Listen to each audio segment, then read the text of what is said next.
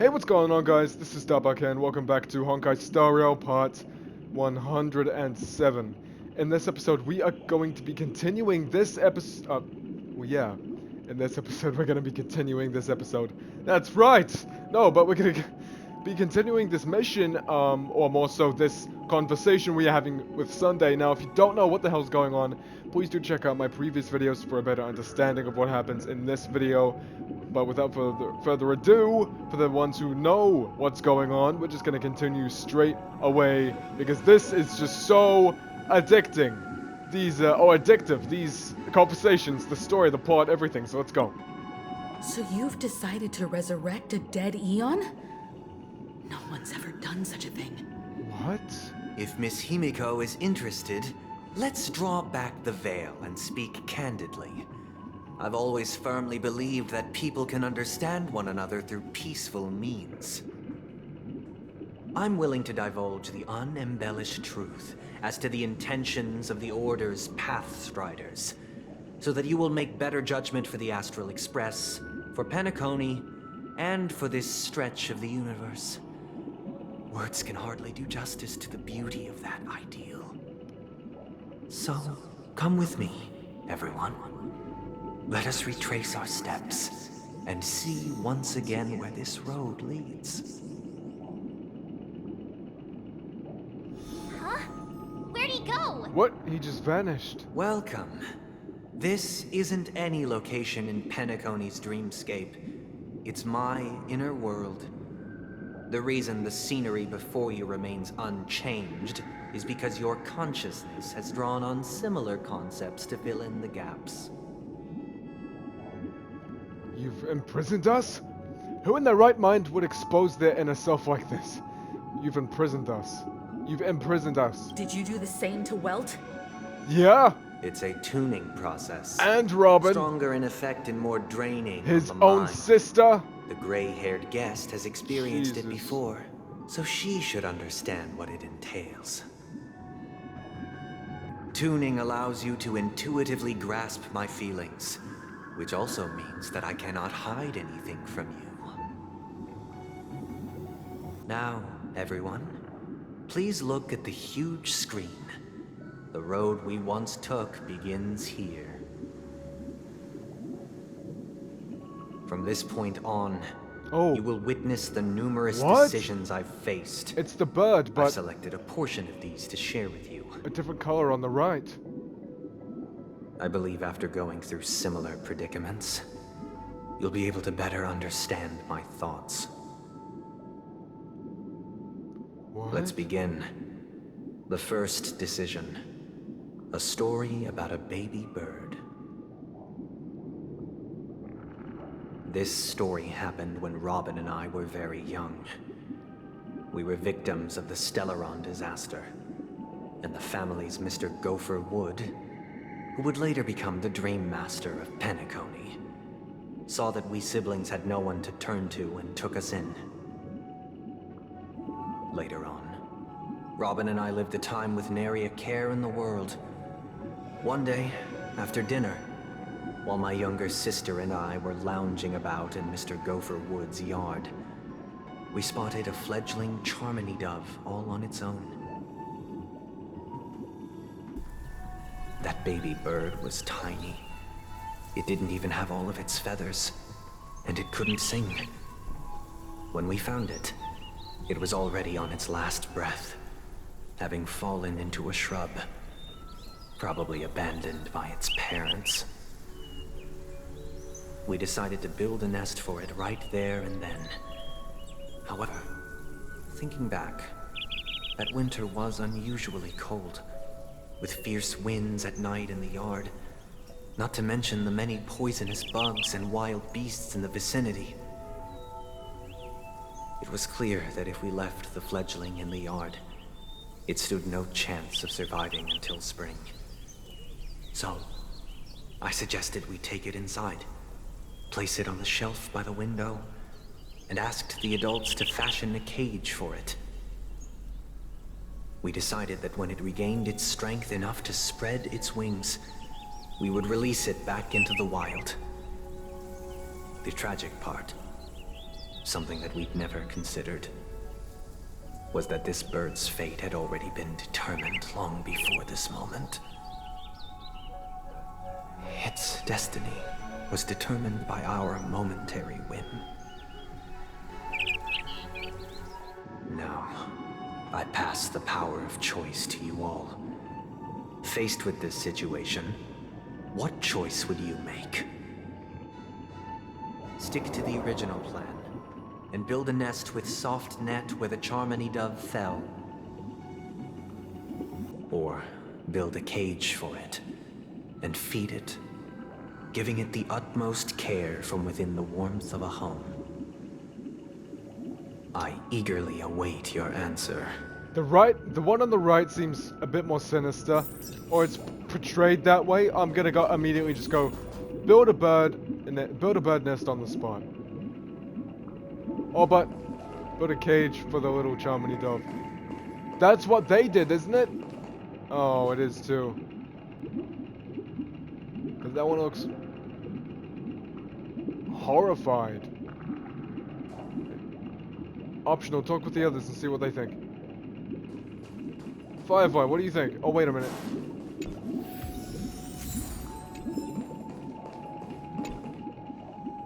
What do you think? I can't decipher his intentions right now, but based solely on that question, I would probably choose to build that dove a cage. Really? Even if I was gonna release it back into the sky, it'd have to be strong enough to fly first. That is true. If I left it where I found it, I fear it'd never get the chance to fly ever again. Cage. We're going cage then.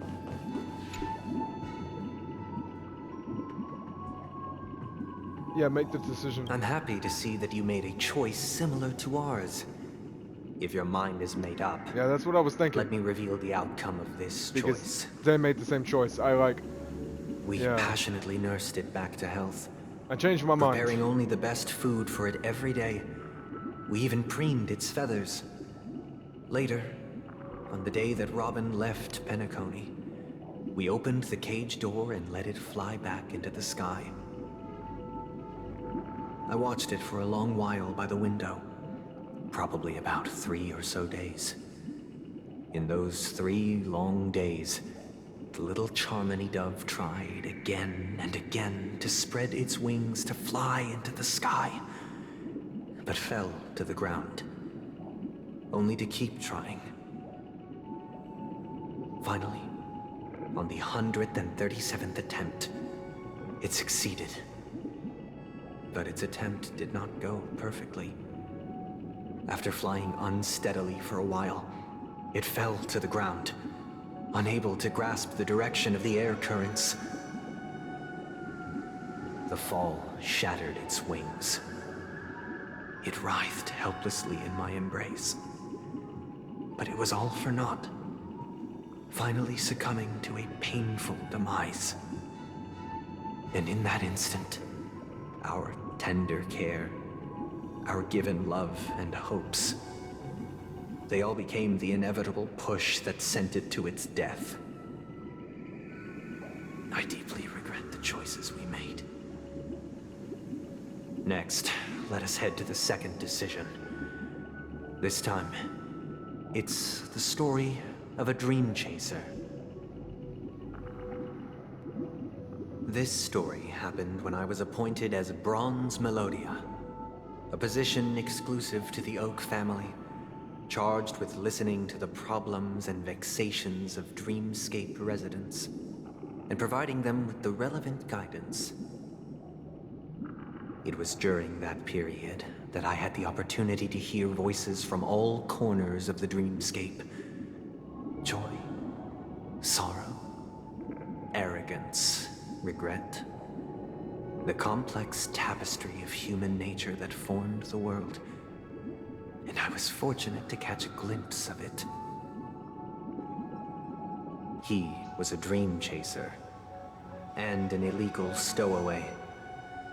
Just like the rest of them, he came to Penacony in search of a better life, except that, to most people, the price he paid I suppose you could say it was everything. He told me I sold everything I could at home. The house, the land, even his 2 children. He said he could not afford to raise them, and that at least they could eat if they lived as slaves. He had a plan in place. He would buy back his children once he had made his fortune, and enjoy Penacony's beautiful dream with them. Alas, his plan to smuggle himself was somewhat clumsy, and he was sniffed out by those pig-headed hounds. After hearing the Dream Chaser's story, I immediately appealed to the Bloodhound family to cease their pursuit. That way, at least he could live peacefully. But I was still too naive to the ways of the world. I did not anticipate that what I thought was a kind gesture would later lead to dire consequences. I'll tell you the outcome soon. For now, I'd like you all to make a choice. Will you do as I did, and try to convince the Bloodhound family to stop their pursuit, so that the Dream Chaser may live peacefully and realize his wishes? Or will you remain silent, leaving him to languish while the hounds are hot on his heels, until his inevitable judgment arrives? I look forward to everyone's decisions. Who knows? Perhaps they might even alter the outcome of this tragedy.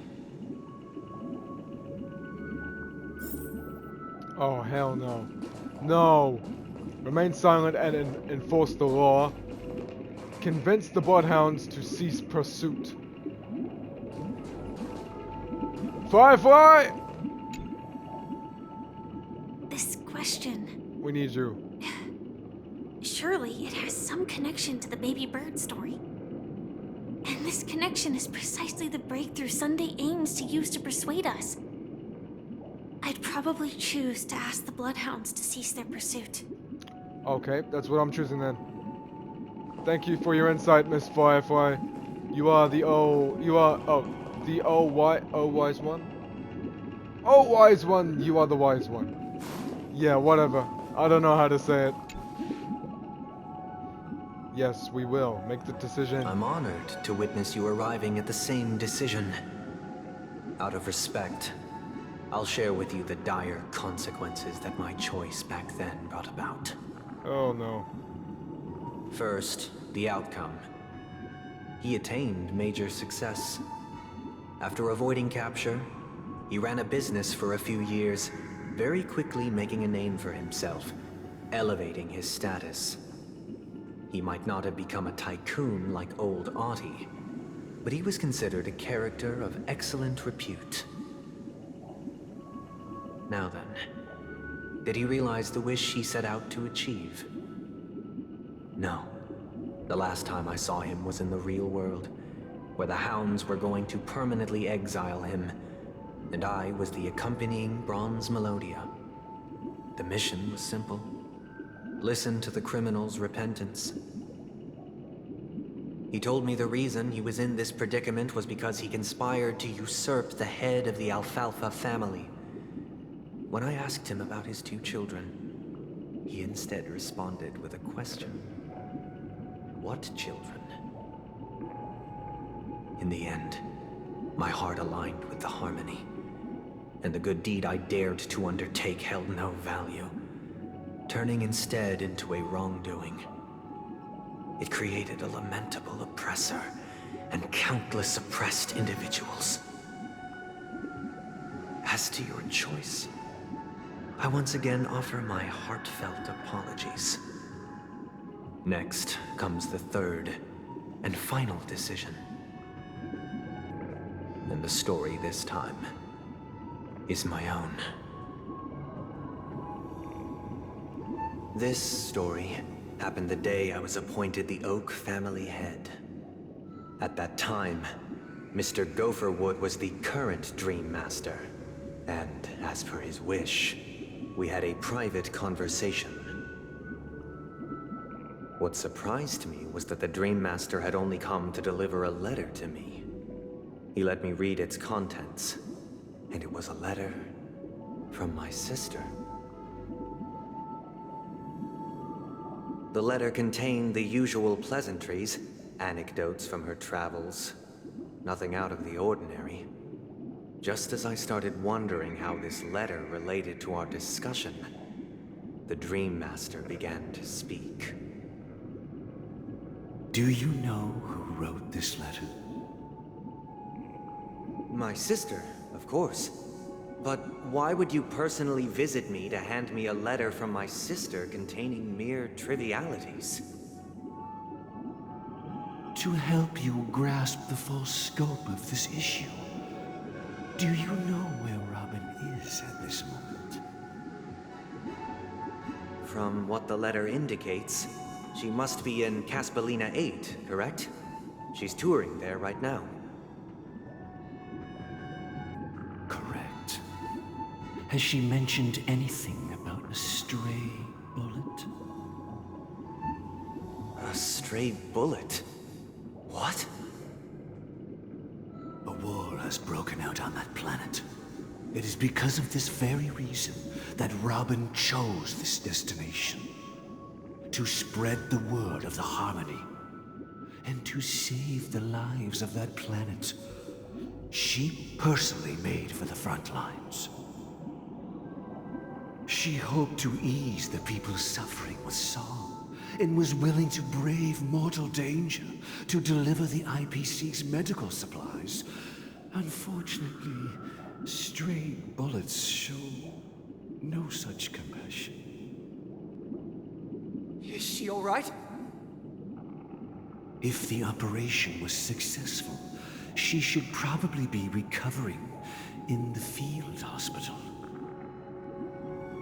By the eon above, the bullet struck her neck directly, yet possibly as a reward for her consistent deeds of harmony. It didn't hit any vital arteries. Once you've attended to your outstanding tasks, it'd be advisable to write her back as soon as possible. Those damned savages! I'll pack my bags right away. My gratitude for bringing this to my attention, Mr. Gopherwood. Now you understand why she always wears such elaborate neck ornaments, don't you? Oh, wow. How could this happen? Miss Robin. It's all in the past, so please don't worry. I share this in the meager hope that you will understand the Harmony's limitations and predicament. As grandiose as the strong defending the weak sounds, many times, it is nothing more than wishful thinking. Likewise, I've prepared one last question, one last choice. But rest assured, this choice will not have any grave consequences. Because this is merely a figment of imagination, a nightmare that has haunted me through countless nights. If you ever had the opportunity to make a choice like I did, would you still support Robin's journey on the path of harmony?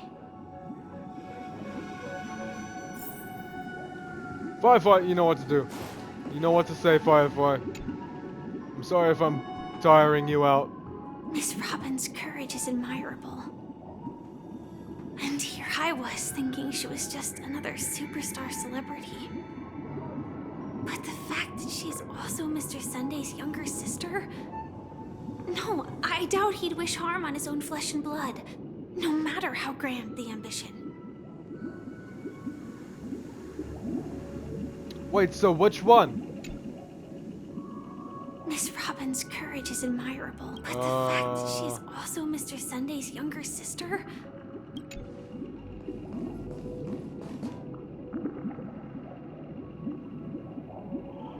I'd support her. I would support her. I'm going over here. Support! Support! Will you make this choice? Why is it different? Make the decision? I see. Oh, hell no. That's creepy as hell. Don't do this. I am now aware of everyone's stances. Sunday? Raising these questions merely serves to illustrate one point. The plight of Penacony cannot be salvaged by the harmony.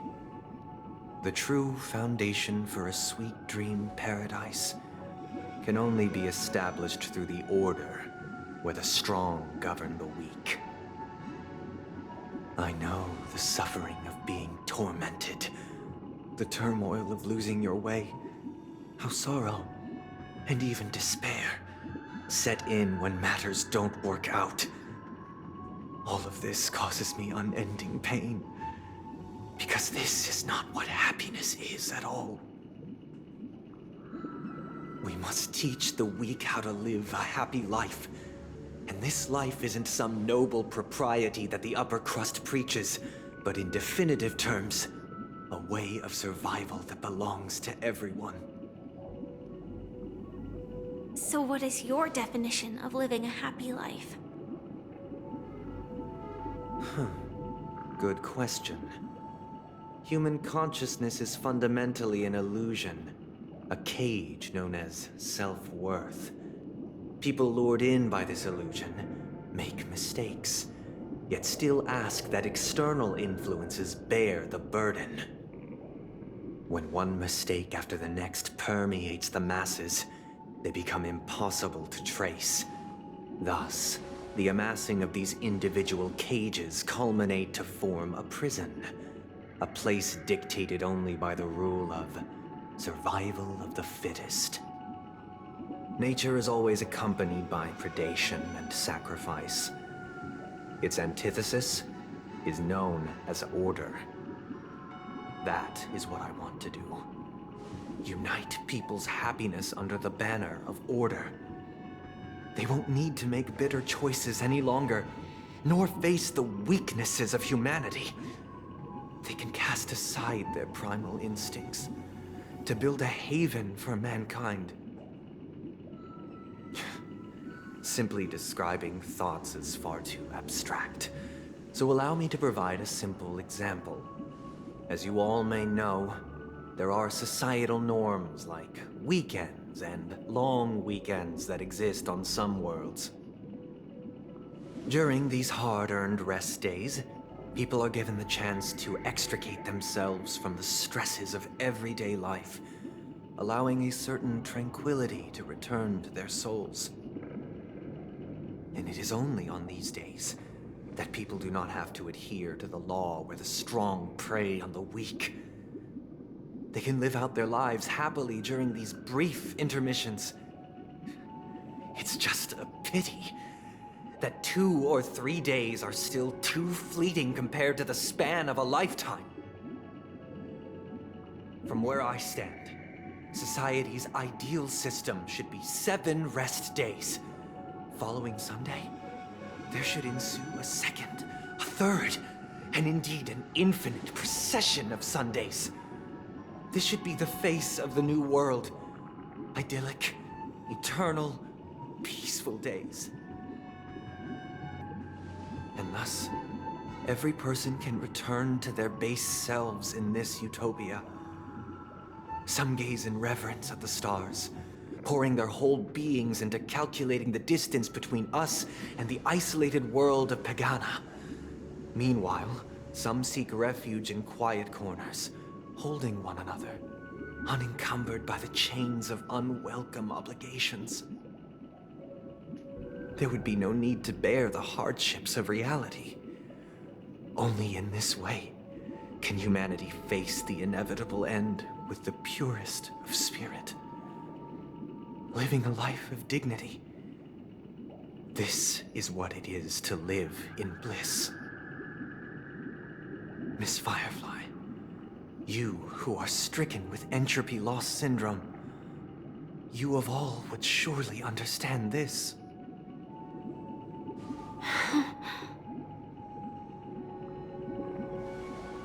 It sounds like a flawless theory.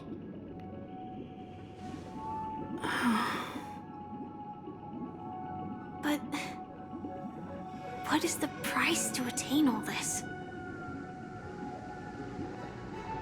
The cost is minute, merely a personal and eternal sacrifice. If this paradise is to be maintained for everyone, someone must remain trapped in solitary awakening until the end of the cosmos. Awakening. Which means that this so-called paradise is still a dream. Stepping into this paradise means forsaking reality, correct? It is not forsaking, but transcending. Flesh, blood, sorrow, weakness. If the physical is the root of spiritual suffering, it is only logical that we defeat it. But in this supposed bliss, people won't have defeated their demons. The chance to overcome their tribulations would be forever lost to them. In other words, it is an escape.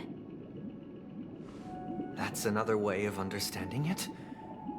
But there is no shame in escape. On the contrary, the seeds of escape exist in everyone's hearts. Don't you agree, Miss Firefly? And as for why life slumbers, it is because we are afraid to awaken from our dreams. But this is not in conflict with the grand plan. Only in acknowledging this can we truly understand the frailty of human nature, and from there, show compassion and protection.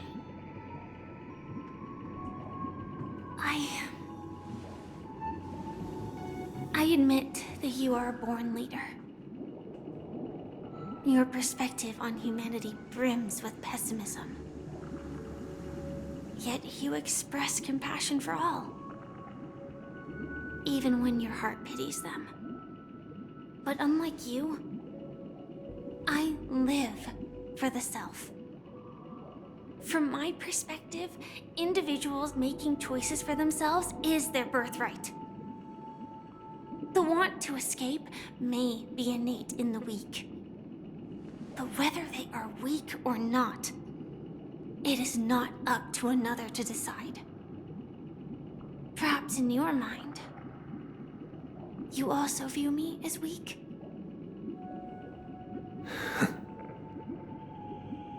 Because I don't think so. Since Miss Firefly has said her piece, the Astral Express will also naturally give you our answer. We'll leave it to you, just as Mr. McHale instructed before. Tell him our choice.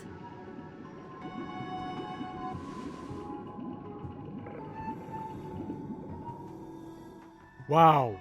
Not long ago. What is Misha! this place? Misha! Does this place ring any bells, Misha? I don't know, but I feel a sense of deja vu. What is this place? Wait, so this was before what just happened? It's the realm within a dream bubble. This was Huh. left to the Astral Express by a nameless, but weirdly, when we entered it, it was completely empty. Dr. Edward from the Dreamscape sales store told me that dreams are formed from memories, and a dream bubble can't take shape if its core is empty. So I thought you might be able to help us in unraveling this mystery, Misha. As a hotel doorman, you know Penacony best among us.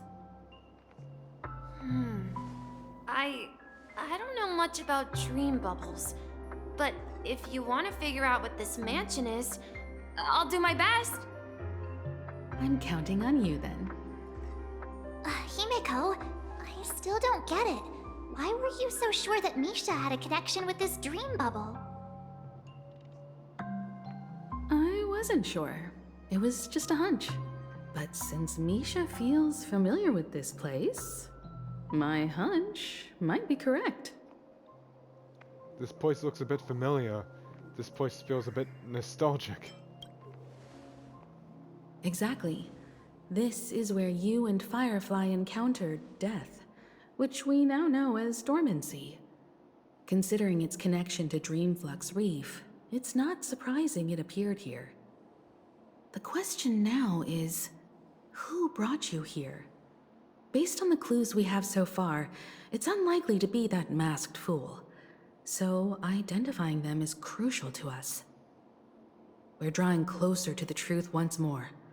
Let's give Misha some time, as I believe he'll unveil the secret of this dream bubble.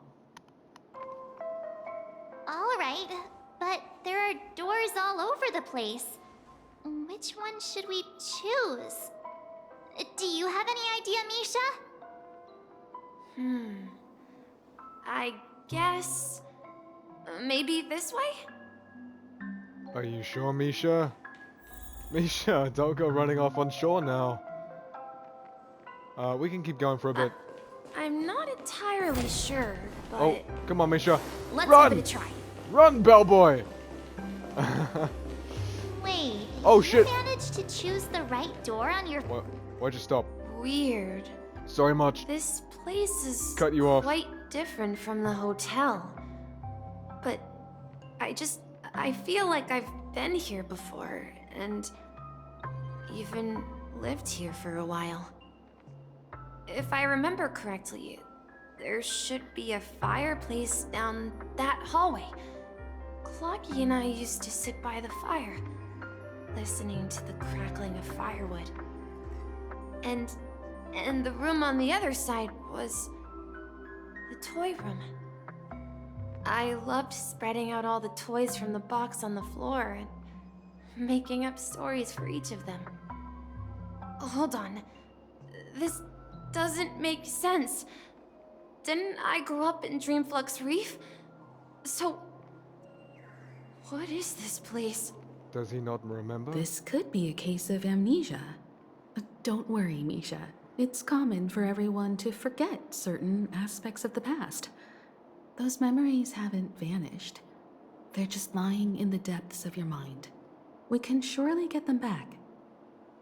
Since this place seems familiar to you, why don't we explore a few more rooms and see if you can recall anything more? Yeah, then let's check out the rooms I just mentioned. Okay. Starting with the fire.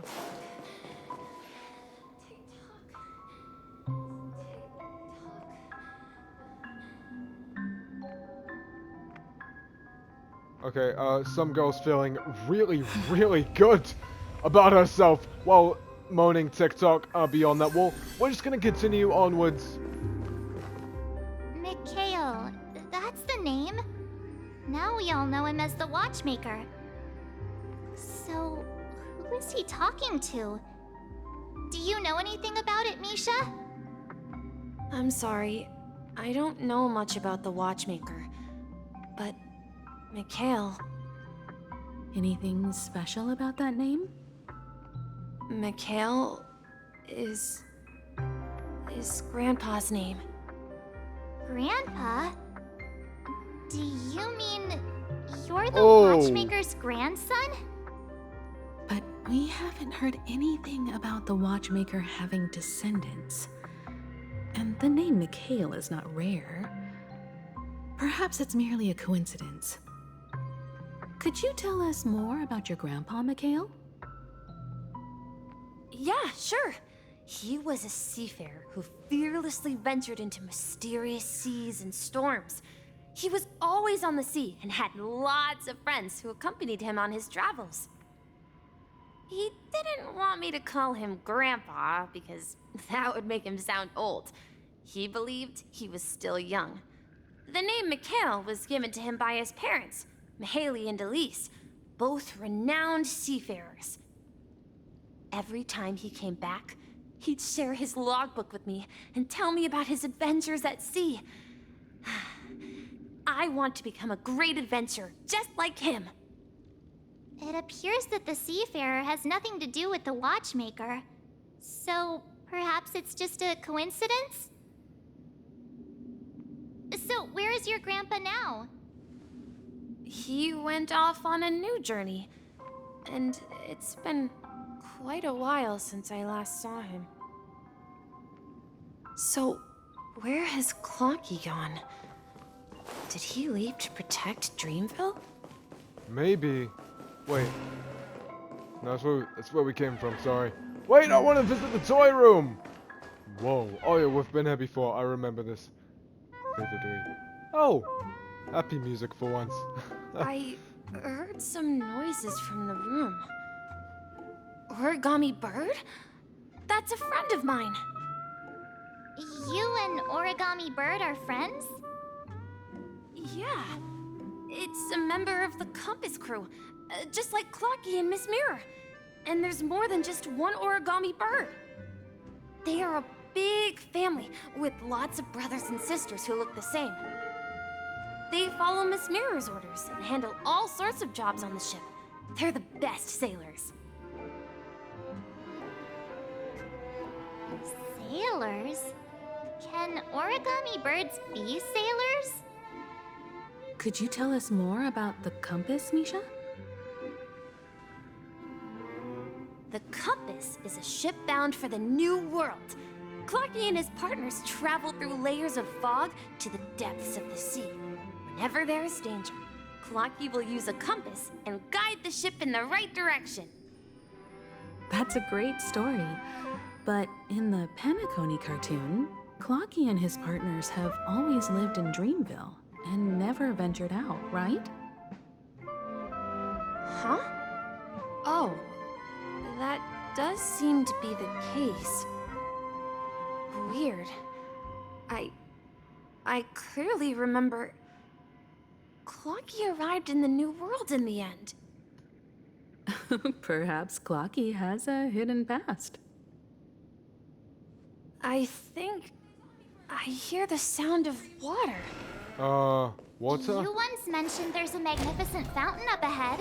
Ooh. Look, there it is. Oh. Wow. Water resembles a precious jewel embedded in the dreams of all seafarers. Every time I gaze at the shimmering lights beneath the waves, it feels as though I'm back in this place, standing by your side. Have you recalled anything, Misha? Yeah, I saw these sentences in Grandpa's logbook. He used to say that despite the perils of the sea, whenever he stood on the deck in the afternoon, overlooking the sparkling waves, he would think of this fountain in front of his house.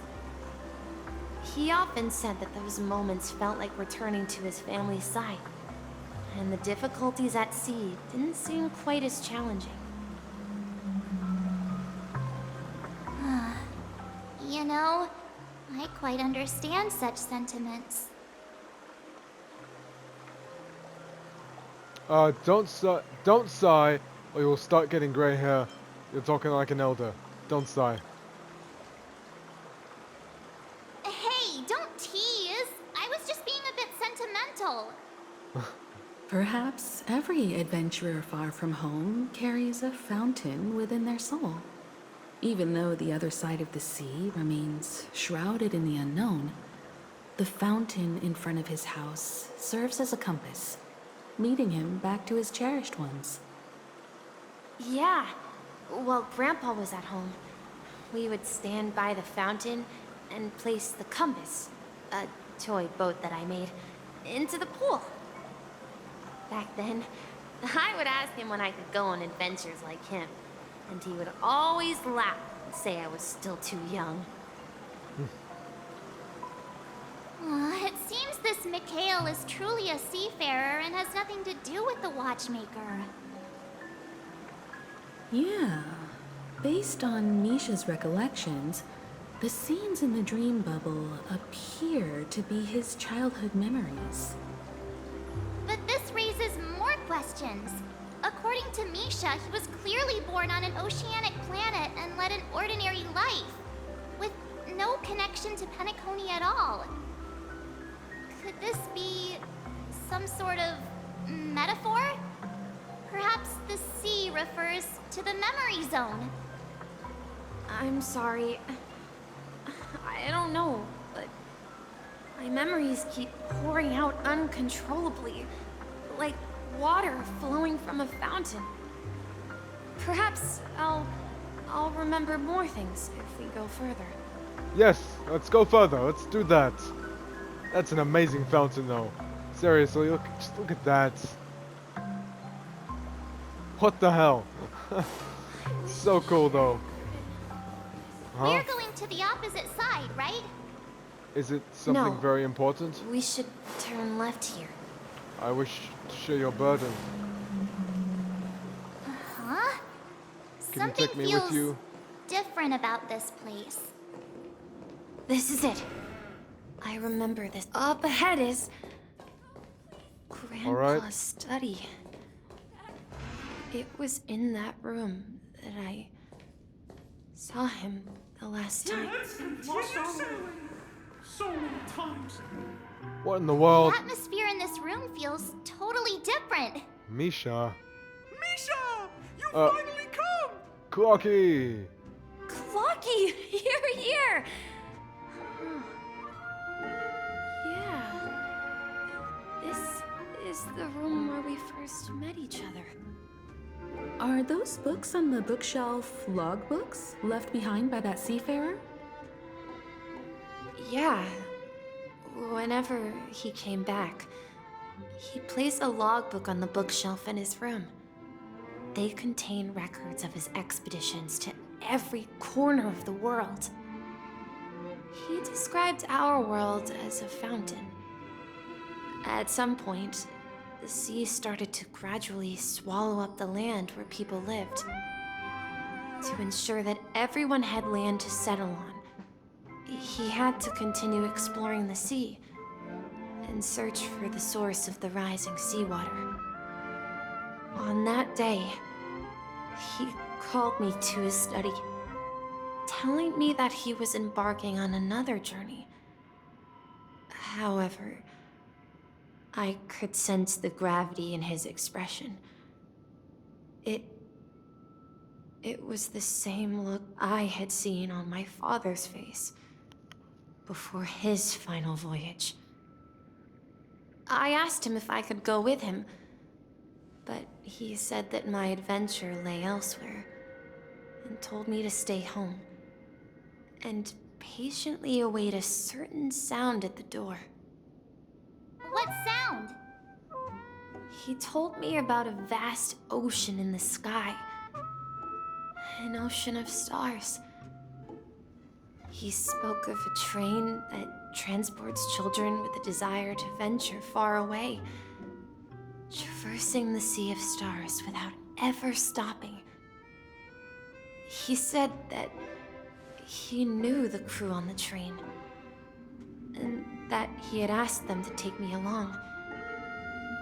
He said the journey I had always dreamed of would start there. A train? Could it be? It's the Astral Express. I remember now. Grandpa's friends are a group of nameless who came to this world to resolve a disaster caused by a star. Then, he gave his pocket watch to me. It was his cherished treasure, appearing in every one of his adventure tales. He explained that difficult times were ahead, but assured me that the watch would guide me.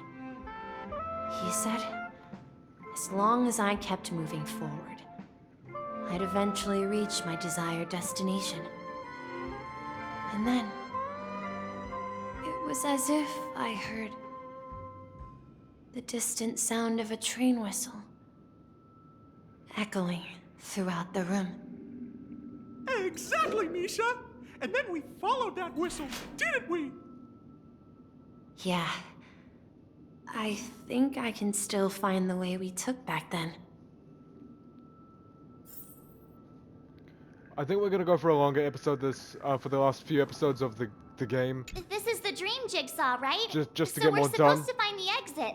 You know? But where can we find the last piece? Oh no. Do you remember? You said you obtained a mysterious shard when you stumbled into this place. Did I? Check the inventory. Hey, the shape seems to match. What? So this shard is also connected to Misha? It must be. Looks like we're just one step from revealing the truth. Let's get to the other side and investigate.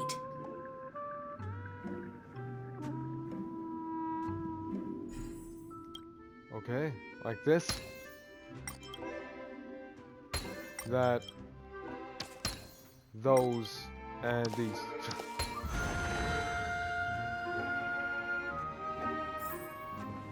In here? But... is there anything else around? There's a bunch of writing. But in the end, we've arrived at the new world. We've overcome so many challenges. We've lost our way so many times. Let's continue sailing. Not even the sea can stop us. We've finally come out of the fog. Across the ocean is our destination. Captain Misha, we are now heading in the correct direction.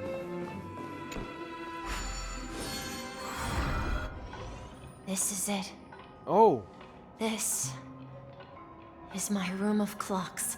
the dreamscape room. While I spent my time waiting for Grandpa to return from his voyage, Walter gave me this workshop, and it became my secret base.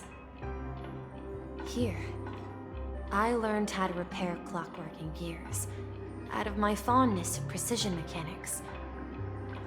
In my dreams, I was the captain of the compass, embarking on adventures with my companions, Clocky and Miss Mirror, in search of the new world. I was born and raised here. So, this building in the dream bubble is your childhood home? Yes, but not exactly. To be more precise, this dream bubble itself is my home. Looks like you've remembered everything now. Wait. Why does it feel like everyone else knows something I don't? I'm with you on that one, March. I'm with you. Yeah, you're the only one still in the dark. Not the only one. I've got our back. We're both in the dark. Too bad I don't know either. Yeah. My voice is getting deeper. What's that? March. What's happening? Do you remember when she mentioned the clocky that only she could see? Yeah, the little guy here, right? But we all saw him in Dreamflux Reef, right? And Mr. Yang even greeted him. Looks like everyone on the Astral Express has a childlike spirit. Huh. The answer lies in the Astral Express.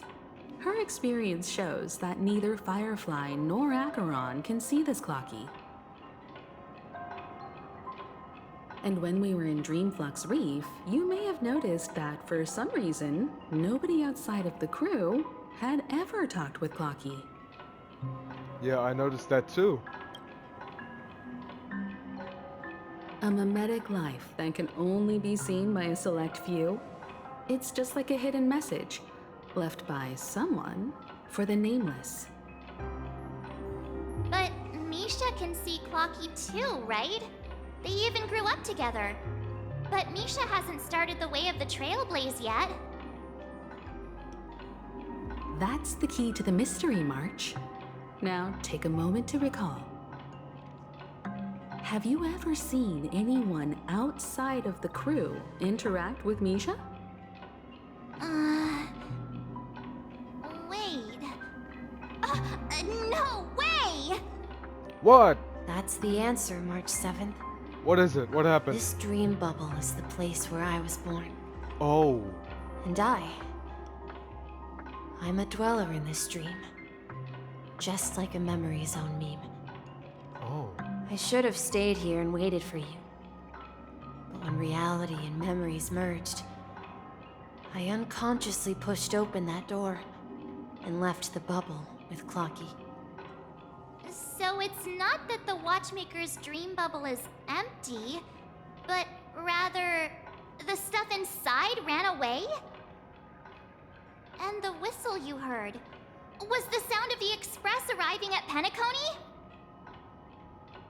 That's one way to see it, but I believe there's a longer story behind all this. It's best for Misha himself to explain all the details. How about we start with your name? Now, should we call you Misha, or...?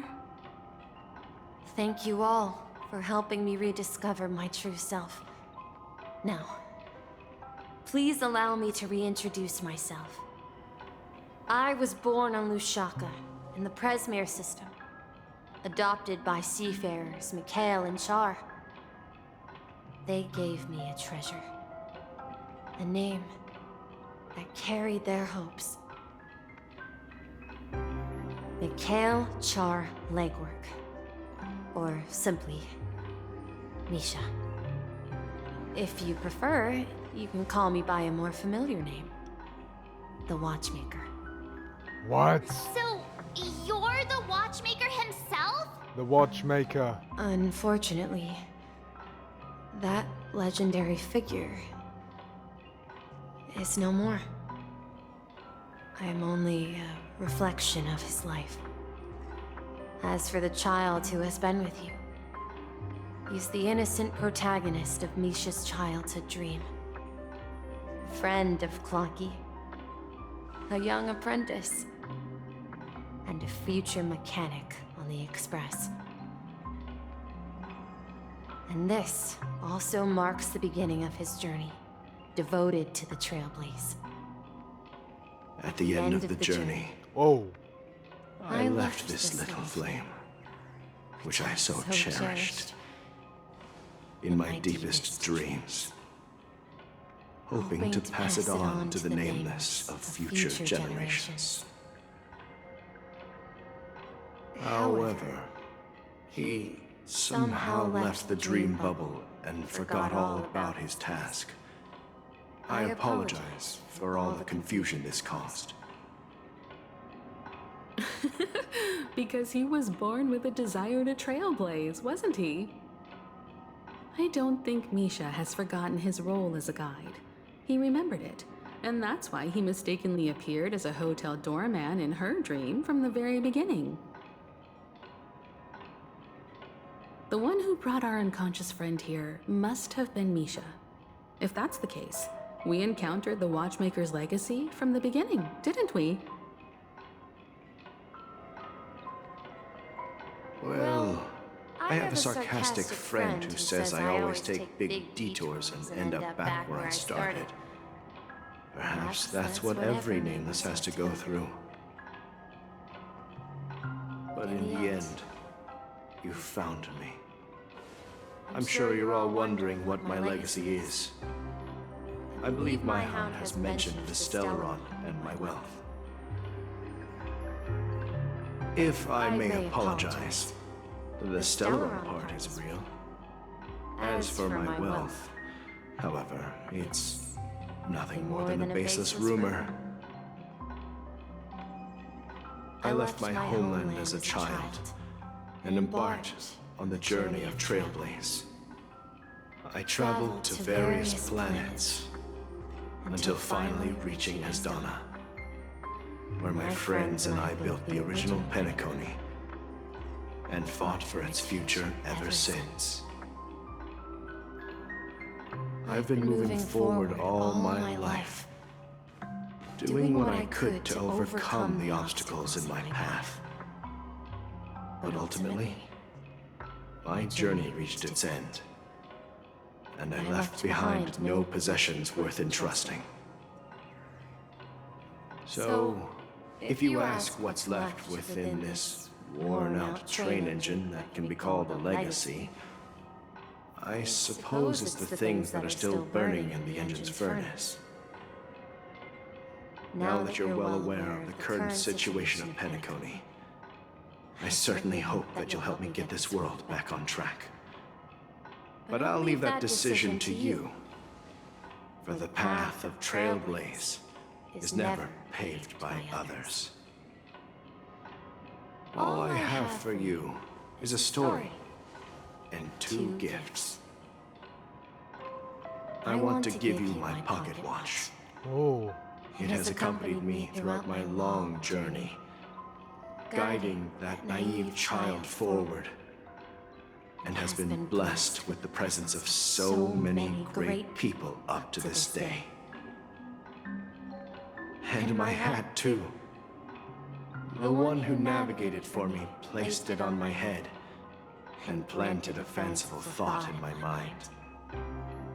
The trailblazing expedition will never end. Now, it's time for you to make your choice. Once you've made up your mind, open that door and enter the long dream of an old man.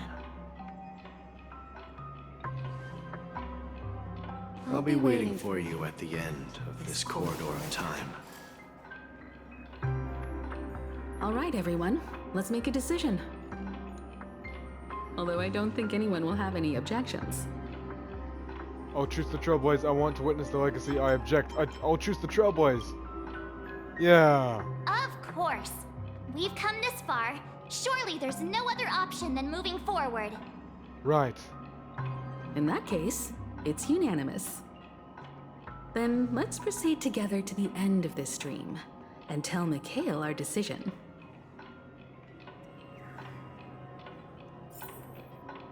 Okay.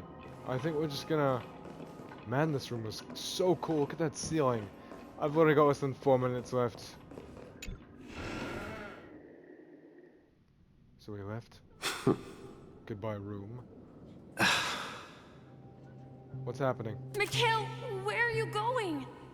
Alright. This. I'm gonna have to stop the video here because, well, I've run out of time, unfortunately, so I'm gonna have to pick off straight from here, and we're gonna continue the Watchmaker's Legacy story from here. So, thank you guys so much for watching. Please like, subscribe, and turn on notifications so you never miss a video, and I'll see you guys in the next video. Thank you so much for watching. Take care, and I can't wait to get back to this game literally 10 seconds from now. So, thanks for watching again, and goodbye.